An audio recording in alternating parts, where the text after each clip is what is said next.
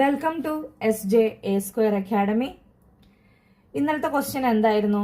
ചുവടെ കൊടുത്തിരിക്കുന്നവയിൽ സർഗാത്മകതയുടെ അടിസ്ഥാന ഘടകം അല്ലാത്തത് ഏത്? എന്താണ് സർഗാത്മകത? സർഗാത്മകതയുടെ അടിസ്ഥാന ഘടകങ്ങൾ ഏതൊക്കെ? ഒന്ന് നമുക്ക് നോക്കിയിട്ട് വരാം. അതിനുശേഷം നമുക്ക് ആൻസറിലേക്ക് വരാം. എന്താണ് സർഗാത്മകത അല്ലെങ്കിൽ സർഗപരത, ക്രിയേറ്റിവിറ്റി എന്ന് നമുക്ക് നോക്കാം. നൂതനവും പുതുമയുള്ളതോ ആയ ഒരു ആശയത്തെയോ വസ്തുവിനെയോ സൃഷ്ടിക്കാനോ കണ്ടെത്താനോ ഒരു വ്യക്തിക്കുള്ള കഴിവാണ് സർഗാത്മകത. അതായത് ഒരു പുതിയ ആശയത്തെയോ വസ്തുവിനെയോ സൃഷ്ടിക്കാനുള്ള ഒരു വ്യക്തിയുടെ കഴിവാണ് സർഗാത്മകത. അപ്പോൾ സർഗാത്മകതയുടെ അടിസ്ഥാന ഘടകങ്ങൾ എന്താ നോക്കാം.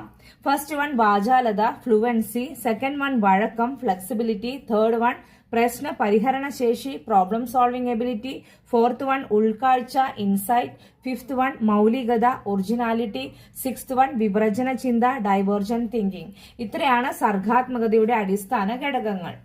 ഇനി നമുക്ക് ക്വസ്റ്റ്യനിലേക്ക് പോവാം.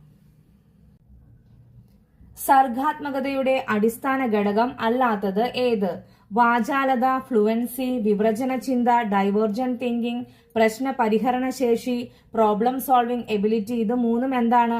സർഗാത്മകതയുടെ അടിസ്ഥാന ഘടകങ്ങളാണ്. സർഗാത്മകതയുടെ അടിസ്ഥാന ഘടകം അല്ലാത്തത് ഏത്? അപ്പൊ എന്താണ്? ഓപ്ഷൻ സി ആണ്. നല്ല കൈയക്ഷരം, ഗുഡ് ഹാൻഡ് റൈറ്റിംഗ് ആണ് ആൻസർ. അപ്പൊ ഇന്നത്തെ ക്വസ്റ്റ്യൻ നോക്കാം.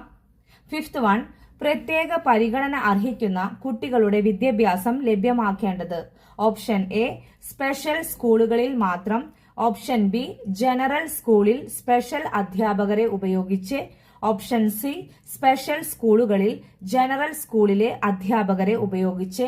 ഓപ്ഷൻ ഡി ജനറൽ സ്കൂളിലെ മറ്റു കുട്ടികളോടൊപ്പം ജനറൽ അധ്യാപകരെയും സ്പെഷ്യൽ അധ്യാപകരെയും ഉപയോഗിച്ച്.